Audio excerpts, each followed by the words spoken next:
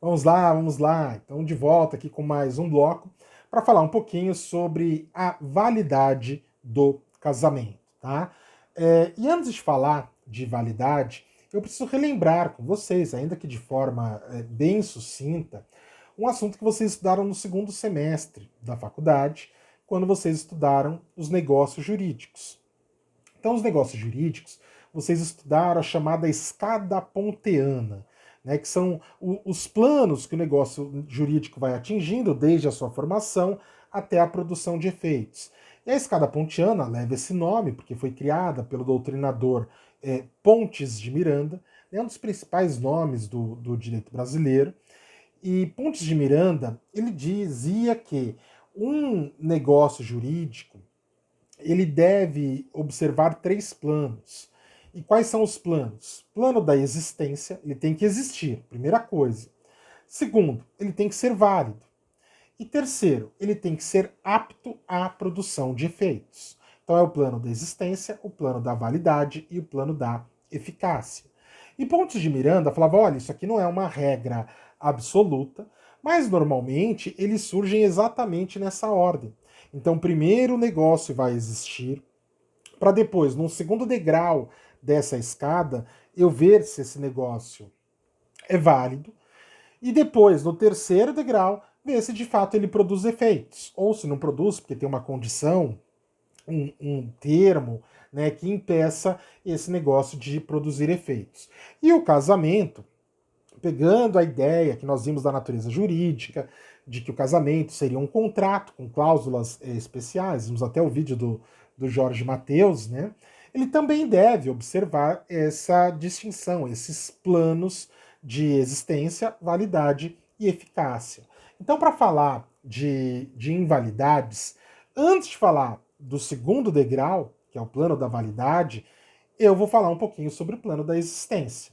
Assim como depois que falar das invalidades, eu vou falar sobre o plano da eficácia, tá? Sobre a existência, plano da existência.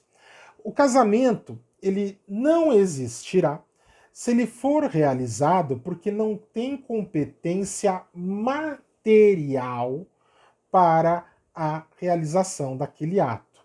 Tá? Tomem cuidado com isso, eu vou repetir. O casamento ele é inexistente se ele foi celebrado porque não tem competência material relacionada à matéria para a celebração daquele ato. Eu não estou falando de competência territorial. Ah, o oficial de registro civil foi um registro que não está nem no domicílio do noivo e nem no domicílio da noiva. E isso é incompetência territorial. Ok, escolheram errado. Tem um vício. Nós vamos ver mais à frente esse vício. Mas ele existe, o casamento existe. Ele passa do primeiro degrau, que é o da existência, e tem ali um problema de validade. Olha, não observaram a regra de competência territorial. Agora, quando eu estou no primeiro degrau ainda, no plano da existência, eu estou falando que não existe o casamento quando ele é celebrado por alguém que não tem competência material para a celebração. Quem que tem competência material para casar alguém? Oficial de registro civil e juiz de paz, que também é vinculado ao cartório de registro civil. Eles são eleitos periodicamente para exercer tal função. Eles é que podem celebrar casamento. Juiz de paz e oficial de registro civil. Eventualmente, alguém que o oficial delegue tal função. Então, por exemplo, ele vai tirar férias, né? Ou o volume está enorme, ele pede autorização para a corregedoria. Olha, eu queria nomear, delegar tal função para tal funcionário, para exercê-la junto comigo, e com autorização ele faz essa delegação. Mas, via de regra, são eles que têm. Se não foi, o casamento não existe. Tá? Então, assim, na prática, existem muitas situações em cidades bem interioranas, né, em cidades bem mais pobres, onde muitas vezes quem faz casamento do pessoal não é oficial de registro civil, é um coronel, é um dono da maior parte das terras, o grande latifundiário, que exerce a sua autoridade ali no local, e as pessoas procuram ele para celebrar casamento. Ele casa, na verdade, esse casamento nem existe. Não é que não tem validade. Porque para eu dizer se algo é válido ou não, primeiro essa coisa tem que existir. E nesse caso, o casamento sequer existe. Tá? Então, na prática, esse é o exemplo que vai acontecer nessas cidades onde as pessoas casam. Por exemplo, só perante a autoridade religiosa. Ah, não, eu só casei na igreja, não casei no civil. Então, você não casou, sinto muito. Por quê? Porque a autoridade religiosa ela não tem competência material para celebrar o casamento do ponto de vista jurídico. Nós vimos que até é possível, né, você atribuir ao casamento religioso efeitos civis. Mas o que você tem que fazer mesmo? A habilitação e o registro. Ainda que seja depois. Poxa, eu só casei perante a autoridade religiosa. Dá para fazer a habilitação depois? Dá. Você faz a habilitação, a própria autoridade religiosa, né, vai atestar que vocês já fizeram a cerimônia, e aí feita a habilitação, a celebração já foi, e aí é feito o registro. Tá? Ou então, se quiser seguir o passo a passo certinho, faz a habilitação. Quando for expedida, você casa perante a autoridade religiosa, e aí a própria autoridade religiosa, independente da religião, pede o registro desse casamento. Fala, olha, esses nubentes, eles têm a certidão de habilitação, e eu, autoridade religiosa, celebrei o casamento deles. E aí proceda ao registro. Mas se não for feita a habilitação e o registro, você ficar só com a celebração e totalmente desvinculada do registro civil, o casamento não existe. Tá? É um casamento inexistente. Fora isso, eu costumo mencionar dois exemplos de casamentos inexistentes, onde isso fica bem evidente. Primeiro deles, última edição do Big Brother Brasil, começo desse ano. Casamento de Fiuk e Juliette. Então ficou aquele coisa, vai, não vai, vai, não vai, vai engatar um romance, não vai engatar um romance. E aí, já quase no final do programa, fizeram lá um casamento celebrado pela outra participante, Camila De Luca. Depois vocês procurem no YouTube, tem lá, joga lá, casamento, Fiuk e Juliette. Então deram até um buquê, eles entraram juntos, deram um selinho. A Camila declarou que eles estavam casados. Pergunta, eles saíram casados do programa? Evidente que não, né? Por quê? Porque a Camila não tem competência material para celebrar casamento nenhum. Então eles não saíram casados, esse casamento é inexistente. Não vai me falar, esse casamento não tem validade. Não, ele nem existe. Ele nem existe. O problema já está lá no primeiro degrau. Ou, o segundo exemplo, casamento de festa junina, né? Então, quanto tempo, que saudade de uma festa junina, hein? Mas tem lá, a quadrilha tem o noivo e a noiva e a autoridade religiosa, e aí é feito o casamento ali. As pessoas saem casadas dali? Evidente que não. Ele não é um casamento, ele sequer existe, porque a pessoa não tem competência material para a celebração. Então não é nem caso de se anular o casamento, não, ele sequer existe, tá? Existe uma única regra, você fala, professor, mas por que estamos estudando isso? Isso é tão óbvio, né? Porque tem uma exceção, onde, para a proteção dos nubentes que estão de boa fé, o casamento é considerado existente e válido, mesmo que celebrado por alguém que não tem competência material. Professor, como assim? Pois é, essa teoria até recebeu um nome, chamado Teoria da Aparência. O que diz a Teoria da Aparência? Artigo 1554. Quem puder, acompanhe a leitura comigo. Artigo 1554. Subsiste o casamento celebrado por aquele que, sem possuir a competência exigida na lei, exercer publicamente as funções de juiz de casamentos e, nessa qualidade, tiver registrado o ato no registro civil. Olha só, hein? Então aqui são dois requisitos. Ele foi celebrado por alguém que não tem competência, mas que está lá publicamente exercendo tal função, como se tivesse.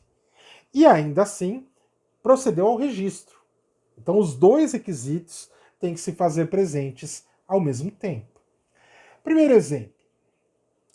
Você marcou o seu casamento para o próximo sábado. Já fez o procedimento de habilitação e agora marcou a celebração para o próximo sábado. Chegou lá no sábado, tá uma loucura. Uma loucura. Por causa da quantidade de pessoas casando, a falta de funcionários. E o oficial de registro civil o que ele faz? Já está ele celebrando o casamento, está o juiz de paz celebrando o casamento, mas ele precisa de mais alguém. Aí ele pega qualquer pessoa ali dentro do cartório, pega o estagiário dele, fala, fulano, você já assistiu um monte de casamento aqui, não assistiu? Assisti. Sabe como funciona? Você sabe o que você tem que perguntar, o que você tem que falar e o que tem que colocar no livro? Ah, acho que sei. Então tá bom, então você vai fazer casamento para mim. Vai lá para a terceira salinha lá e eu vou começar a mandar a gente para lá também. Ajuda a gente, senão nós não vamos terminar esses casamentos hoje. E aí a pessoa é chamada para dentro da sala, para o seu casamento, e estão lá os cônjuges, as testemunhas e alguém exercendo publicamente a função. Ninguém pede nenhum tipo de comprovação. Olha, me prove que você é mesmo juiz de paz, que você tem delegação para celebrar. Ninguém faz isso. Né? Você confia. Né? Você só vai lá, confia. Você simplesmente confia. O sujeito está exercendo. E ele celebra o casamento, ele faz a tua celebração e registra o ato no livro. Chegou no final, ele vai lá, ele registra, ele só deixa para o oficial assinar. O oficial depois assina o livro e regulariza. Poxa, eu vou falar que esse casamento é inexistente? E a proteção da boa-fé? Vocês não tinham o que fazer, né? Até aqui tem uma inexigibilidade de conduta diversa. Você não tinha outra. Você ia pedir alguma coisa? Não, você não ia pedir comprovação nenhuma. Então esse casamento é considerado válido. Um outro exemplo envolvendo a questão da autoridade religiosa.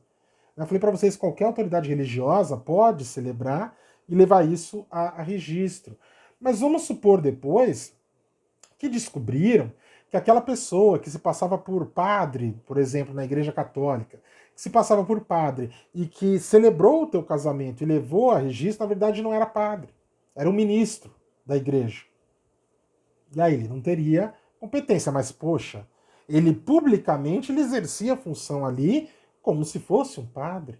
E mais do que isso, ele registrou, ele levou a registros, foi levado para o registro civil. Nesses casos, prevalece a boa-fé, aplica-se a teoria da aparência e o casamento existe, mesmo que tenha sido celebrado porque não tem competência material. Mas é exceção. A regra é: quem celebrou não tem competência material, o casamento não tem sequer existência, tá? Ele nem existe, nem vamos falar em casamento. Mas vamos supor que o casamento existe. O primeiro degrau está tudo ok. Então ele foi celebrado ou pela autoridade que tem competência para isso, ou por alguém que foi delegado formalmente para aquele ato, ou aplicou-se a teoria da aparência. O casamento existe. O primeiro degrau está ok. Então na escada pontiana eu subo o segundo degrau, onde eu tenho o plano da validade. E aqui é que o negócio começa a pegar. No plano da validade, eu tenho diversas restrições, diversas situações que podem gerar a invalidade do casamento. E quando eu falo em invalidade, voltando de novo lá nas aulas de negócios jurídicos de vocês, eu tenho dois tipos de invalidade. Quais eram, hein? Quem lembra? O ato pode ser nulo ou ele pode ser anulável. Qual que é a diferença entre nulo e anulável? Diferença básica. O que é nulo sempre será nulo. Nunca se convalida. Então, se um casamento for nulo, sempre será nulo. Mesmo que tenha sido identificado 15 anos depois, é nulo. É nulo. Posso pedir a declaração de nulidade? Pode. E o que é anulável? O que é anulável não. O que é anulável tem um prazo decadencial para se pedir a anulação. Enquanto não for pedida a anulação, ele é válido. E se não for pedida a anulação dentro do prazo previsto em lei, ele passa a ser válido e você não pode pedir mais. Tá? Essa é a principal diferença entre nulo e anulável. Tem também aquela outra, né? Que o que é nulo, a declaração de nulidade produz efeitos ex tunc, apaga todos os efeitos produzidos. E o que é anulável, quando é anulado, só é dali para frente, efeito ex nunc. Mas essa no casamento ela é relativizada, por causa de uma regra que eu vou falar daqui a pouquinho para vocês. Então o principal aqui, no que diz respeito a casamento, é essa questão de ele ter prazo para ser sanada a invalidade, ou se é um vício insanável, e sempre será inválido. Vamos começar pelas causas de nulidade. Nulidade. E quando eu falo de nulidade, o casamento será nulo quando ele for contraído, com a não observância dos chamados impedimentos matrimoniais. Vou repetir. O casamento será nulo quando ele for celebrado sem a observância dos chamados impedimentos matrimoniais. E quais são os impedimentos matrimoniais? Artigo 1521 do Código Civil. Então estejam aí, ou com o código, ou com o material que eu disponibilizo para vocês. Artigo 1521. Não podem casar, são impedidos de se casar. E se casarem, o casamento será nulo. Inciso 1. Eu vou ler todos, depois eu vou comentar cada um deles. Inciso 1. Os ascendentes com os descendentes, seja o parentesco natural ou civil. Então, quem está na linha reta não pode se casar. Ascendentes e descendentes não podem se casar. Não importa se é parentesco consanguíneo, ou se foi adotado, ou se é sócio-afetivo, não pode. Número 2. Os parentes afins em linha reta. O que é parente afim mesmo? Parentesco por afinidade são os parentes do seu cônjuge. E em linha reta, quem é? Quem está na linha reta do seu cônjuge. Não pode se casar, por exemplo, e aqui vem a triste notícia da aula de hoje, você nunca vai poder se casar com a sua sogra. Nunca. Nunca vai poder se casar com a sua sogra. Por quê? Porque ela é sua parente afim em linha reta, parente por afinidade em linha reta. Ah, mas professor, mas ela é parente quando eu for casado. Eu divorciando, ela não é mais parente, não posso casar com ela? Não. Volta para a aula de parentesco, nossa aula número 3 do semestre, lá do comecinho. O parentesco por afinidade não se extingue com o fim do casamento. Na linha reta. Na linha colateral extingue. Com cunhado você pode casar. Agora, com sogra, sogro, enteado, enteada, você não pode se casar nunca. Então é o segundo impedimento. Não podem se casar os afins em linha reta. Número 3. Não podem casar o adotante com quem foi cônjuge do adotado e o adotado com quem foi do adotante. Número 4. Os irmãos não podem se casar, sejam unilaterais ou bilaterais, e os demais colaterais até o terceiro grau, inclusive terceiro grau, nos termos do Código Civil. Já já vou comentar esse inciso. Também não podem se casar, inciso 5, o adotado com o filho do adotante. Número 6, não podem se casar as pessoas que já são casadas, é um impedimento. Número 7, o cônjuge sobrevivente com o condenado por homicídio ou tentativa de homicídio contra o seu consorte. Então sabe aquela história que o sujeito mata o indivíduo para poder casar com a viúva? Não pode casar com a viúva. Se foi ele que matou, não pode casar com ela, tá? Então o artigo 1521 ele traz as hipóteses. Vamos falar um pouquinho de cada uma delas, tá? Então os impedimentos são essas circunstâncias que impedem o casamento e caso ele seja contraído. Em uma dessas hipóteses que nós acabamos de ver, o casamento é nulo. Não confundir com o casamento anulável, que nós vamos ver daqui a pouquinho, que está lá no artigo 1550, tá bem mais para frente, tá? Aqui o casamento é nulo, com o objetivo de proteger as situações de parentesco ou o próprio casamento, no caso da pessoa que já é casada, ou o direito à vida, no último inciso que fala do sujeito que mata para casar com a viúva ou para casar com o viúvo. O primeiro inciso, então, do 1521, fala que não podem se casar os parentes em linha reta. Tá? A proibição se estende tanto ao parentesco natural quanto ao parentesco civil. Parentesco natural é o biológico, e civil é qualquer outro que o ordenamento reconheça. É a adoção, é a inseminação artificial heteróloga, é o parentesco socioafetivo, tá? Então tudo que nós vimos lá nas aulas de parentesco e de filiação, de paternidade. Em linha reta, ninguém pode se casar. Então não pode casar a neta com o avô, o pai com a filha, a mãe com o neto. Ninguém pode se casar na linha reta. Fundamento: para que não sejam violadas as próprias leis da natureza, evitando inclusive doenças, né, de caráter recessivo, que existem quando você tem relações sexuais entre parentes, e quanto mais próximo o parentesco, maior o risco para a prole, né, de nascer já com uma dessas doenças, além do aspecto moral, né, de você não ter um pai mantendo relações com uma filha, ou uma avó com um neto, e assim por diante. Então, parente em linha reta não pode se casar. Assim como, inciso 2, não podem se casar os afins em linha reta. Então, como eu disse, o sogro com a nora, a sogra com o genro, o padrasto ou a madrasta com o enteado ou com a enteada, e todos em linha reta. Então, você pode até memorizar da seguinte forma: você não pode casar com nenhum parente em linha reta seu, inciso 1, e nem do seu cônjuge, inciso 2. Tá? Lembrando que, por afinidade, o parentesco em linha reta também não tem limites de graus e ele não se desfaz com o fim do casamento. É importante você lembrar dessas duas informações.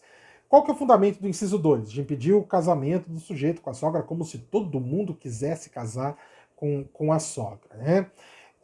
Preservação dos valores familiares e a saúde psicológica dos membros dessa família. Imagina o climão, né? Imagina, a moça casou com um indivíduo, não deu certo, se divorciaram, e agora a mãe dela tá engraçada com o sujeito. E aí vai, imagina o almoço de domingo nessa casa, né? A divorciada com o divorciado na mesa. Meu Deus, o cara não vale um real. E a minha mãe, que teria idade, de repente, até para ser mãe dele, querendo se engraçar com esse indivíduo, sabendo tudo que ele fez para mim, tendo acompanhado o meu sofrimento. Né? Imagina o clima dentro dessa residência. Então, também, com base nisso, nesse aspecto social, é que o legislador não permite. Com cunhado e cunhada pode. Aí você vai ser feliz com o cunhado, com a cunhada fora dali, não vai necessariamente frequentar o mesmo ambiente. Mas quebrar essa relação de parentes em linha reta, o legislador teve essa cautela, teve esse cuidado. Tá? Esse é o inciso 2. Inciso 3. Também não podem se casar o adotante com quem foi cônjuge do adotado e o adotado com quem foi cônjuge do adotante. Gente, esse inciso não precisava nem ter. Não precisava nem ter. Por quê? Porque imagine o seguinte. Eu adoto um filho. Então eu sou adotante e ele é o adotado. A pessoa que casou comigo é madrasta dele. Madrasta dele é parente por afinidade, em linha reta. Os meus parentes em linha reta são parentes dela, por afinidade em linha reta. Então isso aqui já se incluiria lá no inciso 2. Lá no inciso 2. É parentesco por afinidade. É a mesma coisa. Imagine agora que eu sou adotado. Então meu pai é o adotante, eu sou adotado. Casei. O meu pai nunca vai poder casar com quem foi cônjuge do filho adotado dele. Por quê? Porque tem parentesco por afinidade. O meu pai não está na minha linha reta? Sim. Então ele é parente em linha reta do meu cônjuge. Então já estaria lá. Só que o código, ele tem uma preocupação, porque durante muitas décadas, muitos anos, nós tivemos esse tratamento diferenciado entre filho biológico e filho adotado. Então, para evitar qualquer tipo de discussão, ele colocou de novo, mas para repetir, falar, olha, não pode, mesmo que seja adotado, existe parentesco por afinidade. Mas é um inciso que hoje até poderia ser retirado, poderia dar uma enxugada nesse artigo 1521, retirando esse inciso, porque essa proibição já está no inciso anterior. Seguindo, próximo inciso, não podem se casar os colaterais. E aqui por que não podem se casar os parentes na linha colateral? Por causa da ética familiar, né? Você não tem um irmão casando com uma irmã, mesmo que seja um irmão unilateral, uma irmã unilateral, esse vínculo é considerado um vínculo incestuoso, né? Um incesto, você ter relações com seu irmão ou com a sua irmã, isso é moralmente reprovável, além de causar danos psicológicos ou mesmo à saúde da própria prole, tá? E as pesquisas médicas indicam que há de fato um grande risco quanto mais próximo é o grau de parentesco. Então, o irmão, nem pensar.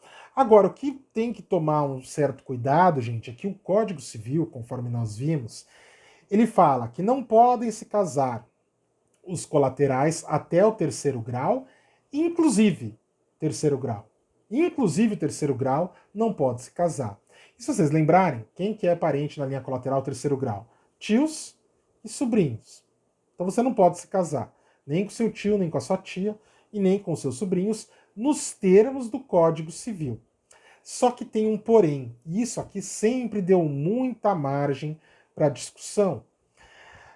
Existe um decreto-lei número 3.200 de 1941, então muito antigo, muito antigo. Mas esse decreto-lei, em seu artigo 2º, ele diz o seguinte: os colaterais em terceiro grau podem se casar, desde que eles apresentem um relatório médico assinado por 2 médicos, comprovando que não há nenhum risco à saúde da prole, nem para os nubentes e nem para a prole. Então, se você quiser muito mesmo, mas quero muito casar com meu tio, quero muito casar com a minha tia, você vai precisar buscar um relatório médico, vai ter que fazer uma porrada de exame, de mapeamento genético, para que eles possam analisar e dizer, olha, não tem problema, não tem nenhum risco. E aí, não tendo risco, o casamento no terceiro grau é permitido. Segundo grau, nunca. Entre irmãos, jamais. Agora, o terceiro grau, existe essa antinomia. Né? O que é antinomia? Esse conflito de normas. O Código Civil diz que não pode, mas o Decreto-Lei 3.200, de 1941, diz que pode. Professor, o Código Civil, ele não revogou o Decreto-Lei? O entendimento é que não. Porque o Decreto-Lei é lei especial, trata especificamente disso. Enquanto que o Código Civil é lei geral. E lei geral não revoga a lei especial. Então, consequentemente, o decreto-lei está vigente. Tá? Então, é uma situação excepcional, mas se apresentar esse relatório assinado por 2 médicos, esse laudo assinado por 2 médicos, pode haver esse casamento. Inclusive, esse casamento ele recebe da doutrina uma denominação própria, ele é chamado de casamento avuncular. Tá? Então, o que é o casamento avuncular? É o casamento entre colaterais de terceiro grau que apresentaram um laudo assinado por 2 médicos de que não há risco à saúde nem deles e nem da prole. Tá? Então, nesse caso, terceiro grau é permitido. Tome cuidado, porque o examinador ele tenta te pegar com base na letra fria do Código Civil. Tá? Então, lembre-se sempre que terceiro grau tem essa possibilidade por causa desse Decreto-Lei 3.200 de 1941. Inciso seguinte, diz que não podem se casar o adotado e o filho do adotante. Não podem se casar o adotado com o filho do adotante. É óbvio? É óbvio. Vem aqui comigo. Adotado com o filho do adotante. Vamos pensar o seguinte. Meu pai é adotante. Eu fui adotado. Eu não posso me casar com uma filha do meu pai. É evidente. Por quê? Porque nós somos irmãos. Então, olha aqui, de novo, essa proibição já está no inciso anterior. Foi uma preocupação do legislador com essa questão da filiação por adoção. Mas não precisaria ter, porque já se inclui na proibição do casamento dos colaterais de segundo grau. Porque o adotado, em relação ao filho do adotante, é irmão ou irmã. Irmãos e irmãs não podem se casar. Próximo inciso. Não podem se casar as pessoas já casadas. Então, proíbe-se o casamento de quem ainda não teve dissolvido o casamento anterior, seja pelo divórcio ou seja pela morte de um dos cônjuges. Então ficou viúvo, beleza, casa. Ficou viúva, casa. Divorciou, beleza, pode casar. Mas enquanto você tiver o vínculo matrimonial, você não pode contrair o novo casamento. Inclusive, o Código Penal, ele tem um tipo legal para isso, né? Tem o crime de bigamia, previsto lá no artigo 235, caso isso venha a ocorrer. Então, aquele que contrai casamento, já sendo casado, comete o crime de bigamia. Hoje, eu não vejo mais a possibilidade das pessoas conseguirem praticar esse crime de bigamia, a não ser que mediante a prática de um outro crime, de falsificação, de documento ou algo assim. Porque hoje, gente, é tudo informatizado. Então, na fase de habilitação, quando você dá entrada na documentação, até o nome lá, se você for casado, já vai aparecer. Isso fazia sentido em um passado um pouco distante, onde você não tinha as informações com a facilidade que nós temos hoje. E às vezes o sujeito vinha de um outro estado da federação, onde ele era casado, e contraía um casamento sem informar. E aqui o registrador civil não tinha como saber que ele já era casado lá. Então, de fato, era possível, né, a prática desse crime. Hoje, eu já não vejo tanta efetividade. Né? Eu sempre tenho curiosidade de saber quando foi que a última pessoa foi condenada pelo crime de bigamia. Porque hoje é quase que um crime impossível. Mas, professor, se é impossível, por que não tira isso do Código Penal, né? Questão didática, educativa. Se tirarem isso do Código Penal, imagine que o legislador pensou, isso aqui está lá, não tem mais efetividade, não tem necessidade, vamos tirar isso do Código Penal. Se ele tirar, no dia seguinte, sabe qual vai ser a notícia? Agora não é mais proibido casar com mais de uma pessoa, tem mais de uma pessoa. Agora pode, liberou geral. Não é isso. Só está tirando a tipificação criminal. Aqui continua o impedimento. Mas por uma questão didática, o legislador deixa lá o crime de bigamia. Melhor assim do que levantar essa bola, levantar essa interpretação totalmente fora de cogitação dentro do nosso sistema normativo. Tá? Próximo inciso e o último. São impedidos de se casar, nos termos do artigo 1521, o cônjuge sobrevivente com o condenado por homicídio ou tentativa de homicídio contra o seu consorte, contra o seu cônjuge. É alguém que matou para casar com o viúvo ou com a viúva, tá? Isso não se admite. Se matou, não vai casar. Ainda que tenha tentado. Você tentou um dia matar o indivíduo, ele não morreu. Tá? Mas um dia ele veio morrer de outras causas, tal. Pode casar? Você não pode. Por quê? Porque você já tem um impedimento. Tá? Então, o homicídio ou a tentativa impedem o casamento. Aqui tem duas observações que nós precisamos fazer. Primeiro, a lei não diz, mas o entendimento majoritário, amplamente majoritário, é que esse homicídio, para impedir a prática do casamento, a celebração de um novo casamento, tem que ser um homicídio doloso. Doloso, intenção de matar. Quis matar o sujeito. Não vai casar com o viúvo ou com a viúva. Se for culposo, a doutrina admite, hein? E a jurisprudência também. Se for culposo, pode ser que casem. E não há nenhuma vedação. Volto a dizer, hein?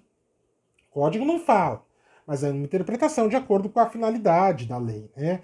Por quê? Qual que seria a diferença? No culposo, ele não quis o resultado.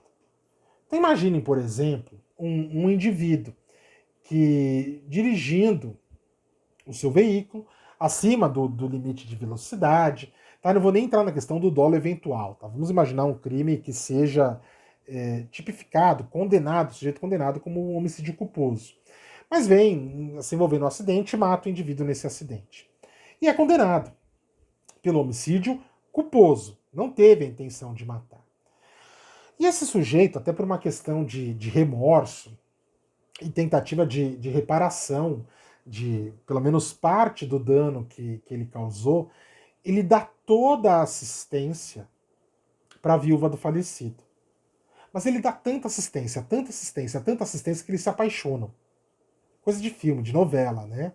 E aí acabam se apaixonando e namorando e resolvem se casar. Pode. A doutrina diz que sim. A doutrina diz que sim.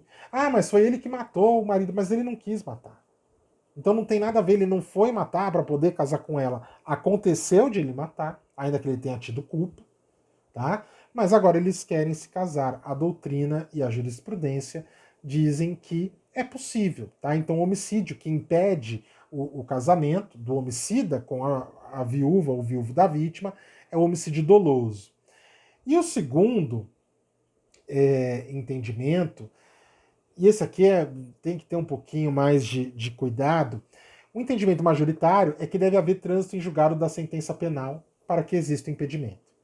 Então o sujeito já tem que ter sido condenado e tem que haver o trânsito em julgado para que esse casamento seja nulo. Eu particularmente não gosto desse entendimento. Ah, professor, mas é que tem a presunção da inocência, não dá para falar que ele praticou o crime se não houver. Concordo, concordo. Só que qual que é o problema? Quanto tempo dura uma ação penal aqui no Brasil, hein? Quanto tempo dura?